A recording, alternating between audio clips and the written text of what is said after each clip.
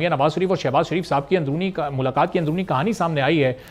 اس کو ہم کس طرح سے دیکھیں؟ میاں نواز شریف یہ چاہتے ہیں کہ جو منشور تھا اس وقت مسلم لیگ نون کا الیکشن سے پہلے اس پر عمل کیا جائے، حکومت کی اپنی مشکلات اور اپنے چیلنجز ہیں، تو یہ معاملات کو آپ کہاں جاتے دیکھ رہے ہیں حکومتی سطح پر؟ مسلم لیگ کا منشور تو تھا پاکستان کو نواز دو،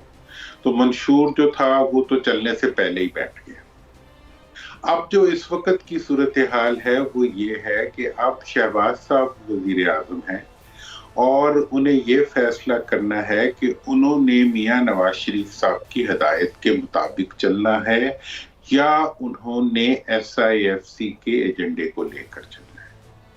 میں یہ سمجھتا ہوں کہ اگر انہوں نے چلنا ہے اور یہ جو حکومت ان کو دی گئی ہے، یہ حکومت انہوں نے عوام کے زور سے نہیں لی،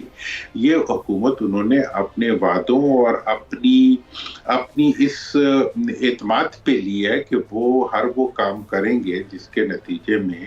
ایس آئی ایف سی کا ایجنڈا جو ہے وہ امپلیمنٹ ہوگا۔ اب جو ہے شہباز صاحب کے پاس اس کے علاوہ مجھے کوئی آپشن نظر نہیں آ رہا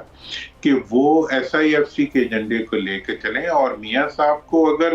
میاں صاحب کے ایجنڈے نے چلنا ہوتا تو وزیر اعظم ہوتے۔ میاں نواز شریف صاحب دورانی صاحب یہ چاہتے ہیں کہ ہر اہم مسئلے پر ہر اہم موضوع پر ان سے مشاورت کی جائے۔ اب اگر ایس آئی ایف سی والے ایجنڈے کو لے کر شہباز شریف صاحب کو چلنا ہے تو پھر میاں نواز شریف صاحب کی اس وقت سیاسی پوزیشن کیا رہے گی؟ پھر وہ پارٹی کے ایک علامتی قائد کے طور پر موجود رہیں گے اور ظاہر ہے پھر حکومتی فیصلوں میں تو کہیں ان کا عمل دخل موجود نہیں رہ پائے گا۔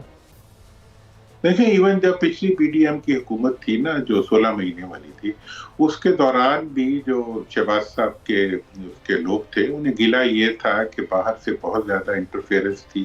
اور معاشی معاملات کے اندر اسحاق ڈار صاحب کی بہت زیادہ انٹرفیئرنس تھی، جس کی وجہ سے ان کو ڈلیوری میں پرابلم آئی تھی۔ تو اس وقت میں سمجھتا ہوں کہ میاں نواز شریف صاحب دیکھیں انہوں نے کبھی جمہوریت کے لیے یا جمہوری پارٹی بنانے کے لیے یا جمہوری روایات کے لیے تو کام کیا نہیں،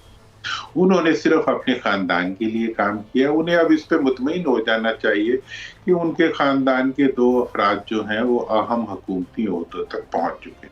مطلب وزیر اعلیٰ ان کی صاحبزادی ہیں ماشاءاللہ اور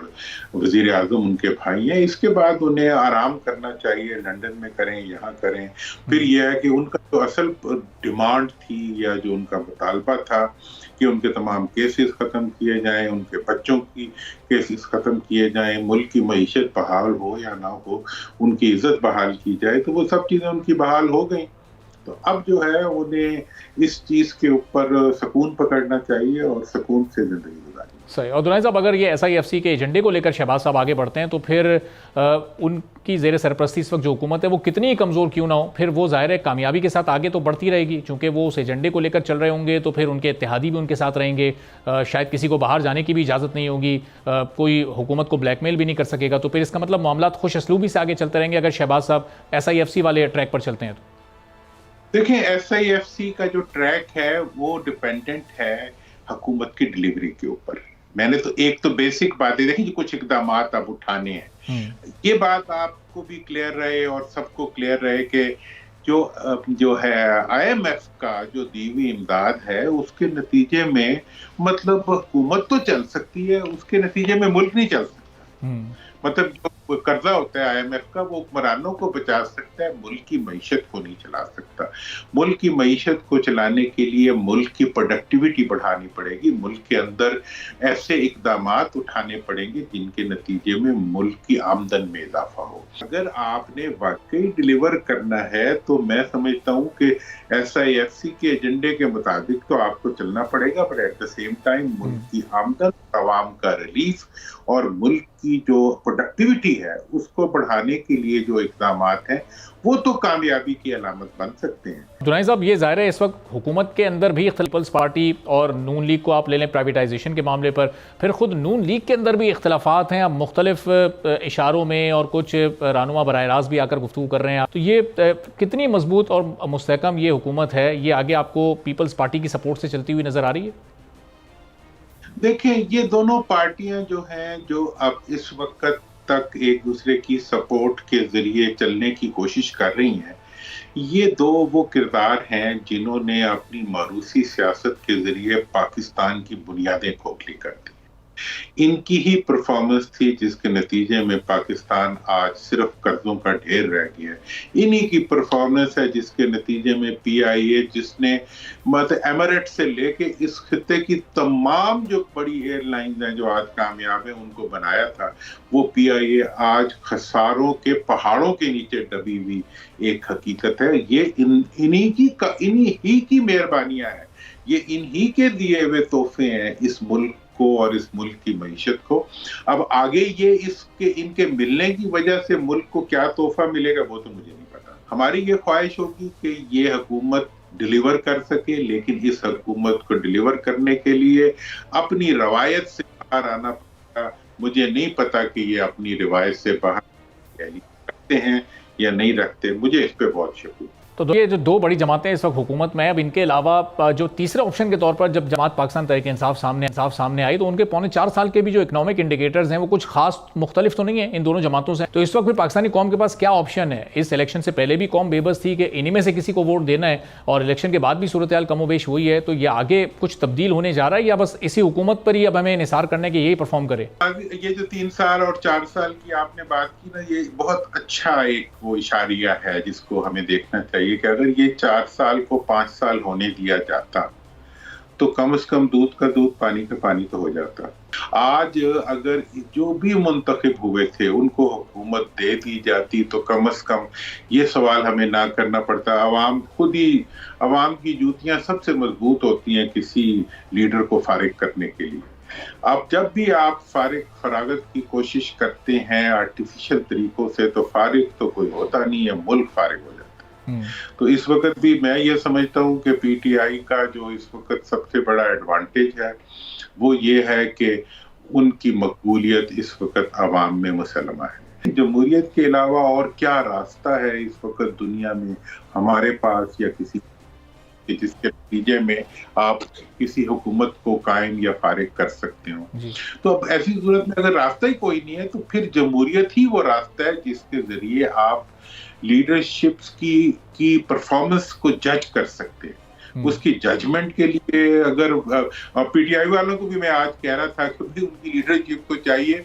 کہ وہ اپنی پارٹی کو سیاسی لوگوں کے ذریعے چلائیں، ٹک ٹاکرز کے ذریعے یا انجینئرز کے ذریعے یا وکلاء کے ذریعے چلانے کی یا پیراشوٹرز کے ذریعے چلانے کی کوشش نہ کریں. انہیں بھی چاہیے، لیکن ہم سبق سیکھتے ہیں نہیں سیکھتے، یہ تو پھر ہمارے لیڈروں کا اور ہمارے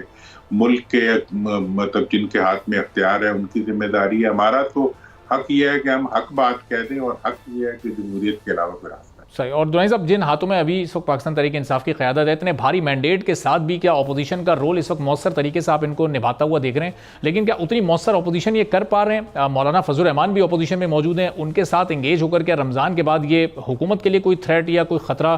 بن سکتے ہیں؟ اپوزیشن کا تھریٹ بننا یا پی ٹی آئی کا تھریٹ بننا اس وقت حکومت کے لیے وہ ڈپینڈنٹ ہے ان کے جو رہبر ہیں یا رہنما ہیں ان کے فیصلوں کے تحت.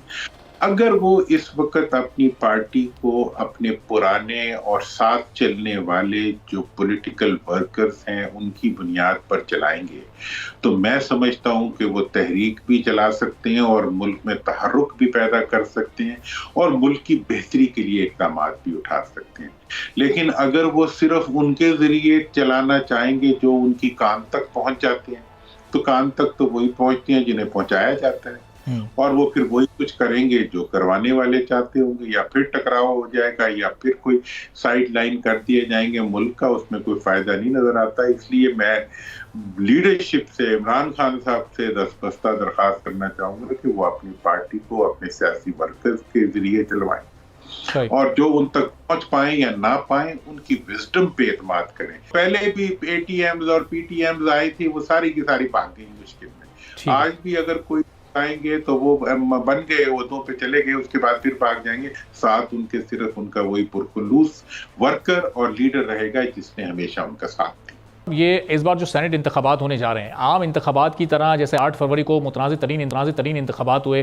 یہ بھی اسی کا ایک ریپیٹ ٹیلی کاسٹ ہوگا، یا یہاں پر ہم صورتحال کچھ ماضی کی نسبت بہتر دیکھ سکتے ہیں؟ ہارس ٹریڈنگ کی کچھ خبریں تو نکل کر ابھی سے سامنے آ رہی ہیں. برہنہ پارٹیوں کی ایک برہنہ سیاست ہے جس میں حیا، شرم یا اقدار کا کہیں کوئی گنجائش نہیں ہے. اس میں سے آپ جتنی بھی اچھائی نکالنے کی کوشش کریں گے کیا نکلے گی؟ مطلب یہ ہے کہ یہ ایک ایسی اخلاق باختگی کا ایک مظاہرہ نظر آ رہا ہے مجھے مستقبل قریب میں، کہ جس کے بارے میں تبصرہ کرنے میں بھی شرمندگی محسوس ہوتی ہے، اپنے آپ کو سیاستدان کہنے میں شرمندگی محسوس ہوتی ہے۔ جو پارٹیاں اس وقت اقتدار میں ہیں، جس طرح وہ آئی ہیں، اس پہ شرمندگی ہوتی ہے، آگے جو کچھ وہ کر رہی ہیں اس پہ شرمندگی ہوتی ہے۔ مطلب یہ ہے کہ جب قوموں کا کردار اور لیڈروں کا کردار اور پارٹیوں کی اقدار ختم ہو جائیں تو اس کے بعد ایسی سیاست ہی دیکھنے کو ملتی ہے